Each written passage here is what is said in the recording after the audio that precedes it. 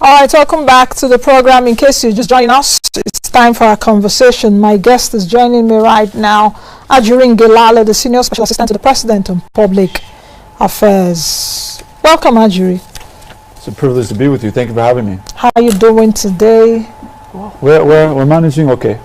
Okay, let's get started. The Vice President had announced the launch of the Survival Fund, I think in July of 2020, right. During the MSME Awards or so. I think that was the first time I heard him say something like that. But speak to Nigerians about what this Survival Fund, what does it mean? Because a lot of people have also been asking questions. Right, absolutely. Well, first and foremost, we understand very acutely how the COVID-19 pandemic has affected the nation's economy. Obviously, we've seen a loss of about 60% of our revenue since January. We've seen, of course, the effect that it's had on our businesses, particularly micro and small and medium-scale enterprises. So for us, the Survival Fund is really a big part of the solution, but not the entire solution. It comprises of four major parts. On the one hand, you have payroll support, which is the first kind of leg that we've introduced as of September 21st. That launched on www.survivalfundapplication.com. You can go there. We phased it out in 3 phases. So from September 21 to September 25th, it was exclusively for private education, because we know that private schools, creches, nurseries, primary and secondary private institutions have really suffered during this time of lockdown. So we intervened with them first.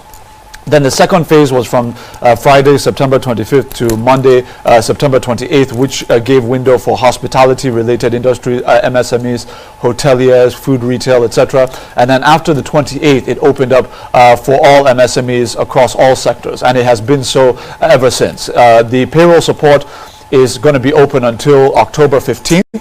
And basically what it involves is a set of payments to the employees of the affected MSMEs of between 30,000 and 50,000 naira per month. And it's going to be paid on the 26th, starting this month in October, 26th of October, 26th of November, and the 23rd of December, ahead of Christmas, paying the salaries of these MSMEs that have been impacted. And for us, what's really critical is that's kind of the first component. The other part of it is the president understands that there are groups in this country who have been disproportionately neglected when we talk about MSME interventions and interventions in general. Obviously, our women is one of those major groups. So aside from the fact that obviously our women are amongst our most gifted entrepreneurs, they're obviously the anchor points of our communities. And so the president has reserved 45% of the total 75 billion naira survival fund to businesses owned by women.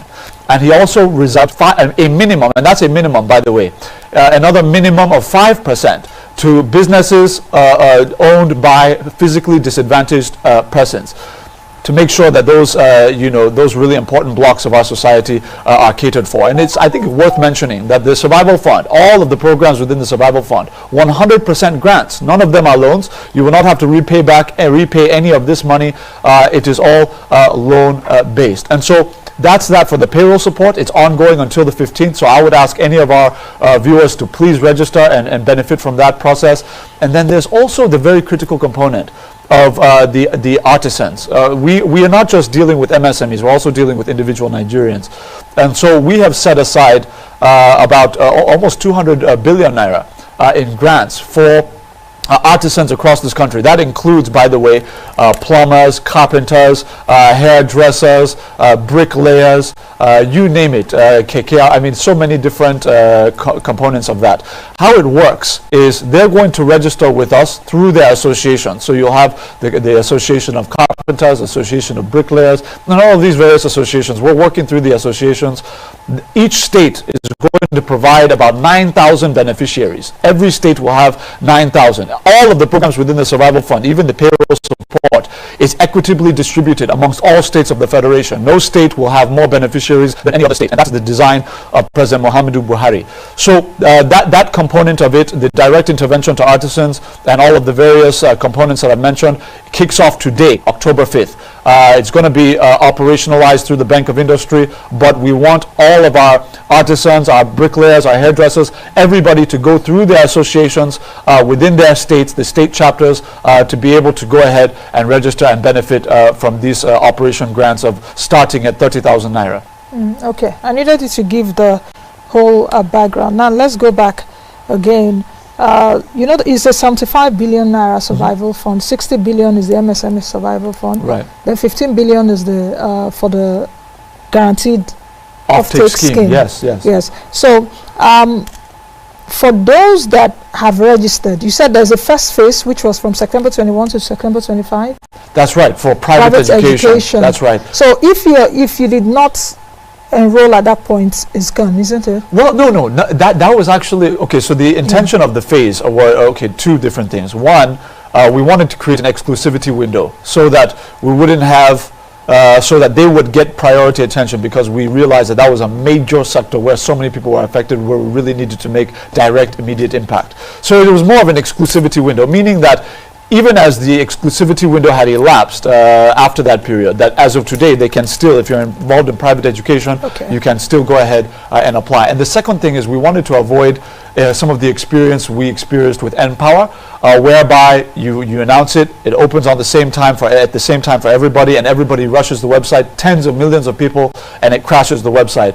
We have had now an experience where we phased it over the 3, but even with that, we found that there were individuals who were not involved in private education, who were applying from different trades, different industry sectors, and all of that, which was unfortunate. Is it that they did not understand?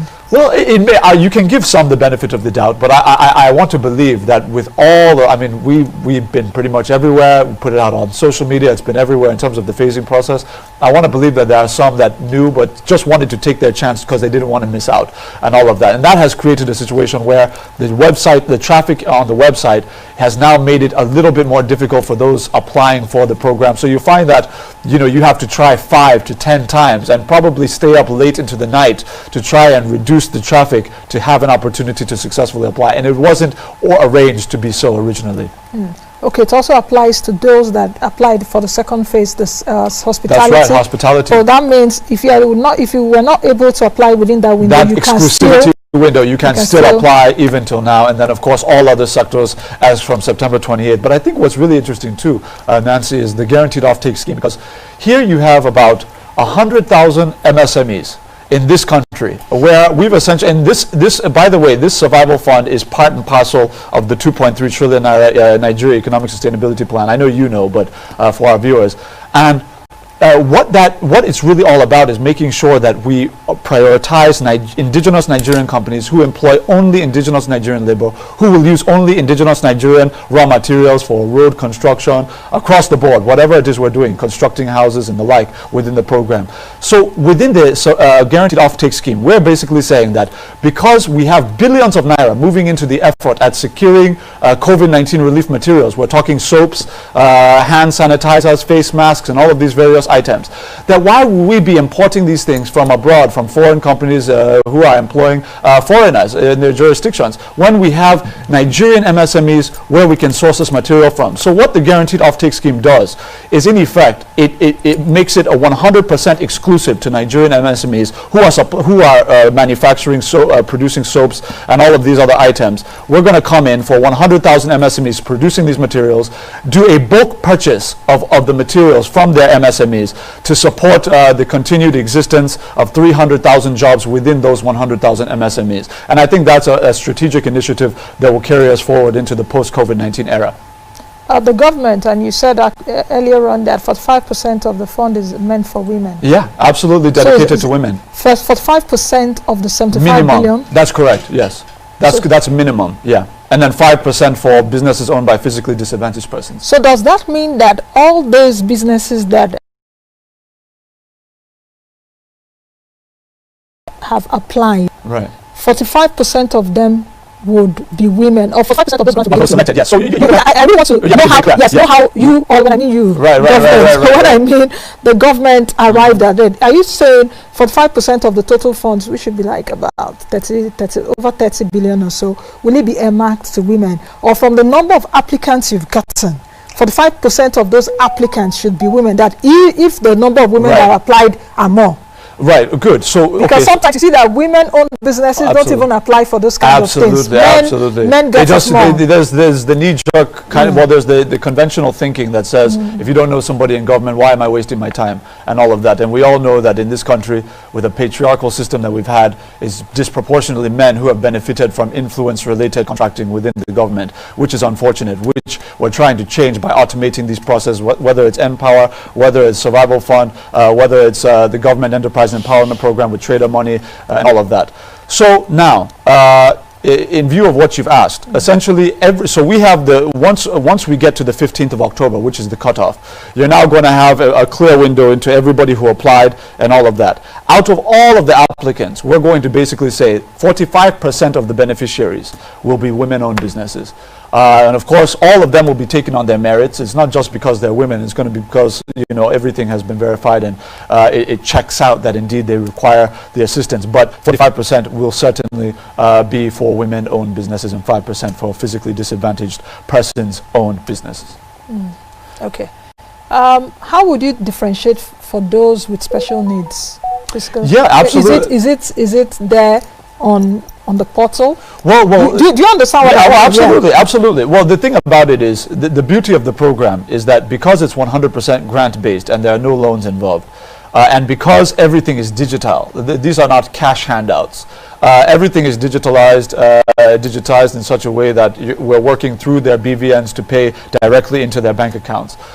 There's a verification process. So, of course, we understand the threat of having individuals who do not even own an MSME, for an example, or run an MSME, trying to apply and pretend as if that we know that can happen.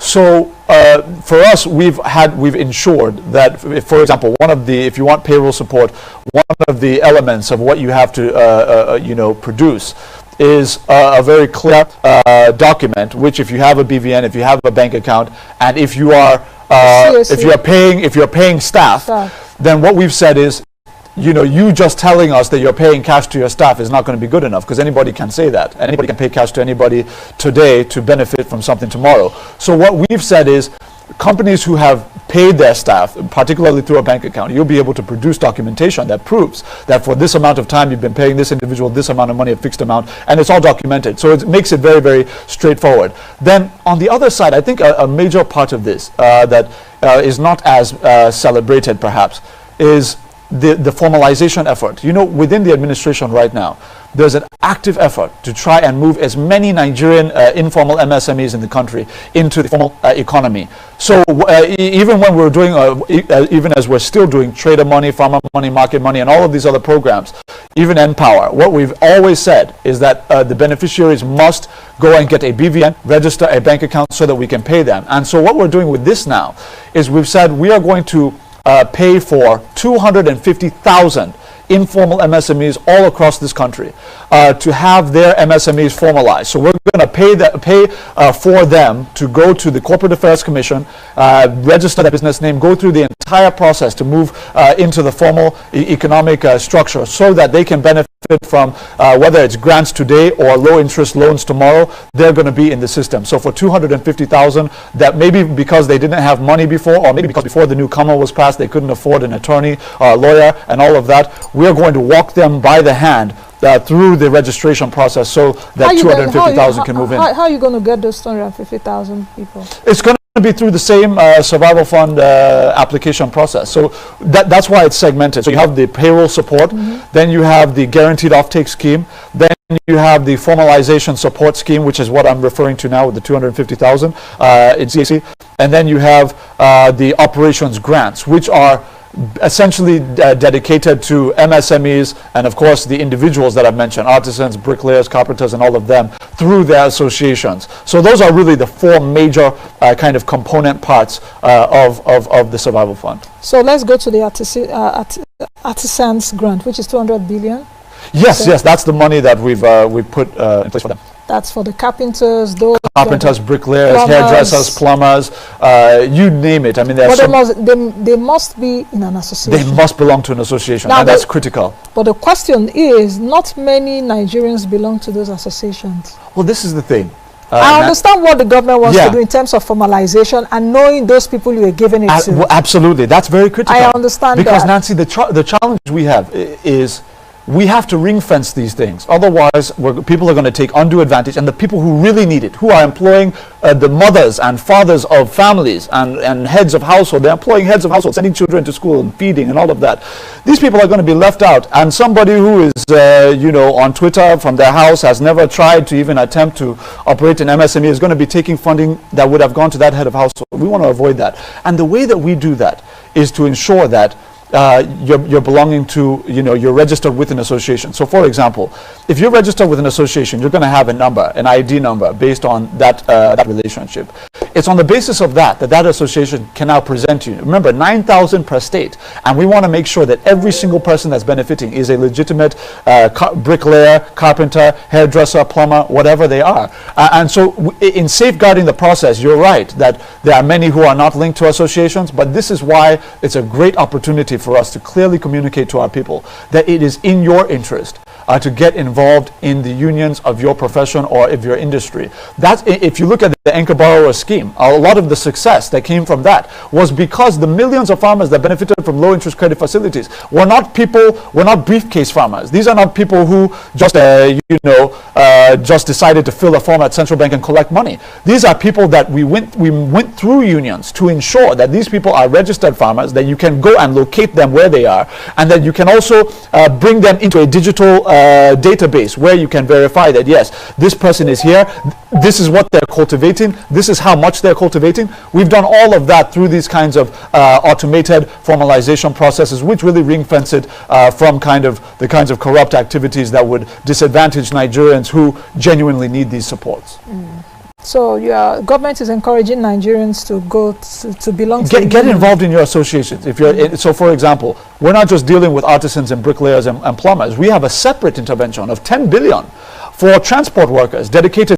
So within the Survival Fund, which I'm so happy I didn't forget to mention this.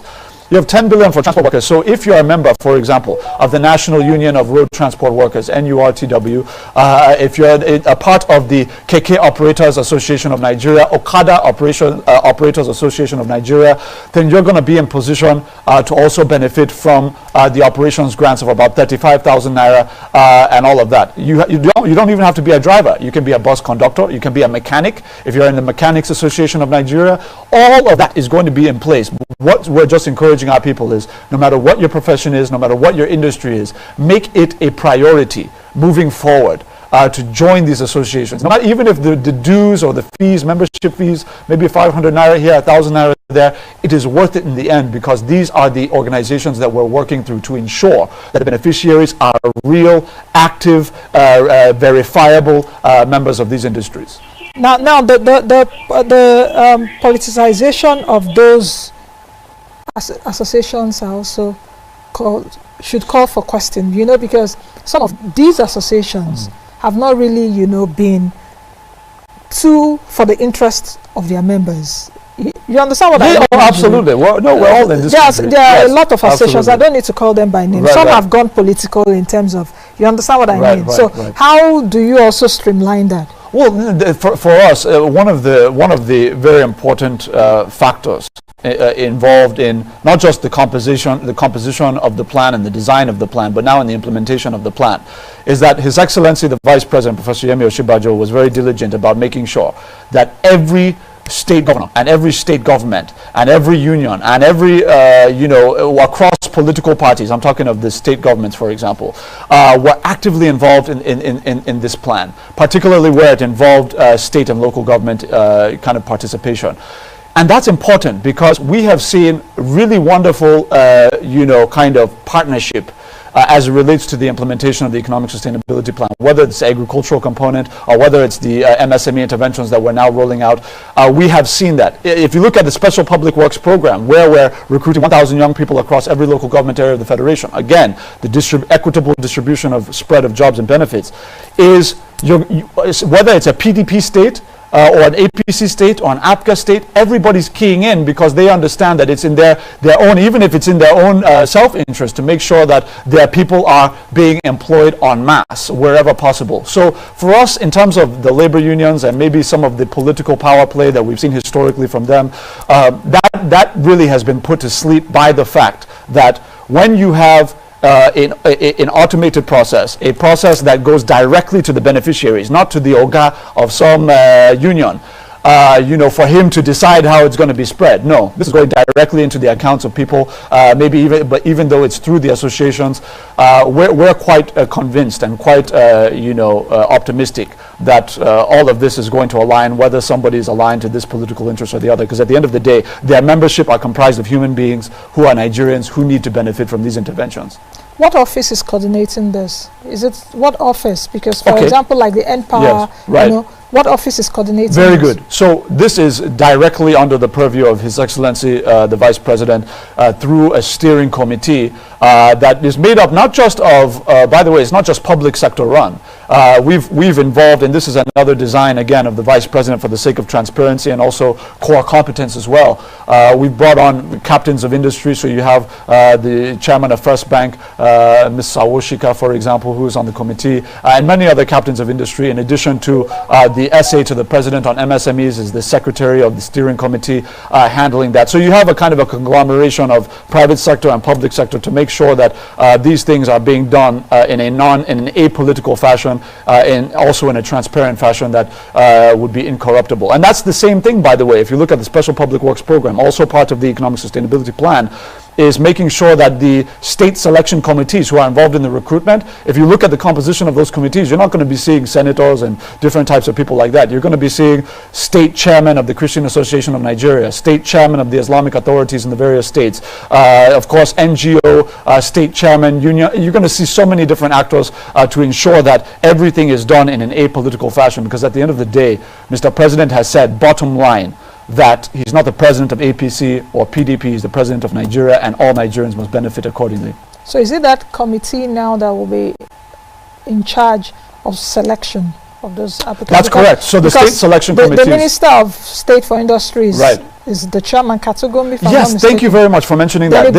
I mentioned the steering committee. Yes. Of course, very important that the Federal Ministry of Trade and Investment and Industry are very much, obviously, part and parcel of that committee. The Minister of State, Ms. Katugombi, she's kind of involved in the oversight of the program as well.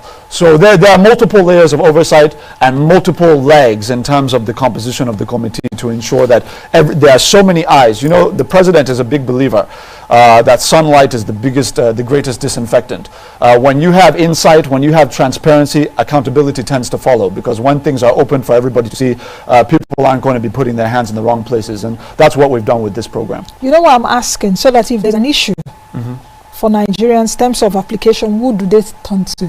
Right. Do you understand which office? Because they can't get a vice president, for example. Right. So that's why I'm asking. No, it's a very relevant question. Aside from the steering committee and the Ministry of Trade and Investment, many of the operation support, the grant supports, for example, will be coming through the Bank of Industry.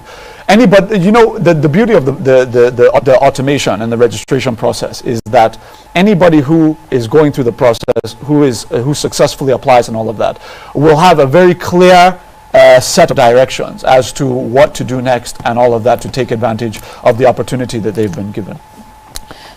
What's the government looking at in terms of the totality of applicants, the totality of jobs that will be created from this? Because looking at this, the survival fund, perhaps to create close to 300,000 jobs, artisans and all of that, if you take a look at micro businesses in Nigeria, 41.5 million of them, according to the last data from NBS, 41,500,000 micro businesses. So if you take a look at even what the government is doing now, it's still just a fraction, right? A very minimal fraction, not up to 5% of even. So how do you think that this would definitely make the impact? Because even if these applicants get it, majority of Nigerians will still be impoverished. No, thank you very much. That's a fantastic point. You know, look, the reality of it is the 75 billion naira survival fund is certainly not going to solve all the problems.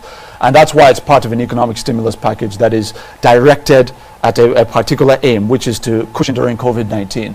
Now, with that's why it's grant-based. They're not loans. It's just money we're giving. Now, the way that we're moving forward and the way that we have been operating is, you recall, you know even better than me, Nancy, by dealing with these issues over the years, is historically we've always had the challenge of access to liquidity for our MSMEs. They cannot go into a deposit money bank and go and take a loan from GT Bank or somebody else at 24%. So what you now have, and that's even if they were even able to access the loan in the first place, not to speak of, if they can't. So what this administration has done very systematically are three major interventions. One is we took off the Development Bank of Nigeria with a $1.3 billion seed fund that has allowed them to so far, they've handed out over 100 billion naira in low interest credit facilities to over 100,000 MSMEs. The Bank of Industry has been capitalized, all of this at a time when our resources have been severely depressed by the consistently low oil revenues in the international market. The Bank of Industry capitalized to the tune of 400 billion over the last few years, and they have been able to supply over 400,000 MSMEs with low interest credit facilities, and that does not include the millions of farmers who have benefited from the low interest credit facilities from the Anchor Borrowers program, and of course about 4 million petty traders who were left in the wilderness before, who during this administration have benefited from zero interest facilities, zero interest loans under the Government Enterprise and Empowerment Program. So what we are saying is, it is true that we have not been able to solve all of the problems in a day, particularly at a time of low revenues. But we have been able to directly touch about over 10 million MSMEs over the last 4 years. And we're saying out of the 40, that is a really promising move in the right direction in terms of progress to try and get to a point where we can cover all 40 million who require interventions. And so we're going to continue to aggressively ensure that low interest credit facilities are made available in as much as we possibly can in the years ahead. But we just want to remind our people that before 2015, none of these things that we're talking about were even attempted, let alone implemented. So keep faith with us, be patient with us. We know it's not easy, but please just be patient with us. We're only starting. We're going to expand this, and we're going to grow this, and we're going to ensure that as many Nigerians as humanly possible that can benefit from these programs will benefit. And the last point I want to make on that is, I think one of the forgotten measures is the finance bill that Mr. President signed in earlier this year, which also, it's not just about the capital you can give to a business, it's also about creating the enabling environment. So the President, through the finance bill signed into law earlier this year, essentially exempted all MSMEs in this country generating less than 25 million naira a year in profit from paying company income tax, 0%.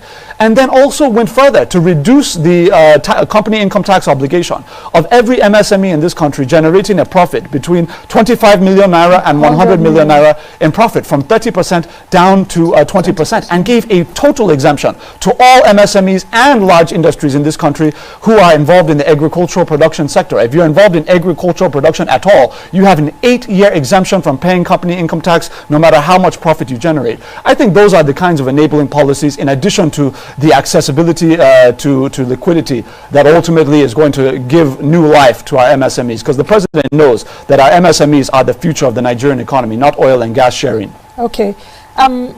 This survival fund, the period is it's like a salary support to MSMEs. How long is it going to take? How long will these grants pay Absolutely. salaries? So will it be forever? No. Unfortunately, it will not be forever. We would love to give grants forever, but of course, we have to invest in social investment programs, roads, bridges, power plants, dams, airports, seaports, and the like. So now, the way this is structured is it's structured for 3 months. So the payroll support is going to pay the salaries 30,000 to 50,000 naira per employee through the 500,000 MSMEs over the course of 3 months. So I said October 26th is the first payment, November 26th second payment, and December 23rd is the third and final payment. And then we'll see from there, based on how that goes and what the needs are in December, because nobody knows how this thing is exactly going to play out. If we need to make adjustments and extend a program, that's always going to be on the table. But we are hoping that we would have gotten to a point of relative normalization so that our people can comfortably move into the post-COVID-19 era. Yes, I needed to mention that. Very important. To also break down this MSME Survival Fund, I think for the benefit of our viewers, you must have gotten one or two things from this interview right there. I had to break it down. Break it down, absolutely. Yes, Very important. Take this to break it down. Please be persistent. Don't give up. If you go to the website, www.survivalfundapplication.com, you may experience 1 or 2 glitches. You may experience even more than 1 or 2. I appeal to you, persist, endure, try and make sure you get that application successfully submitted no matter how many times you face issues as a result of the high traffic. Just continue to persist until it's successful. I'm sorry for the inconvenience. Obviously that is unintended. The traffic is much, but please bear with us. Okay, now let's get comments from our social media handles.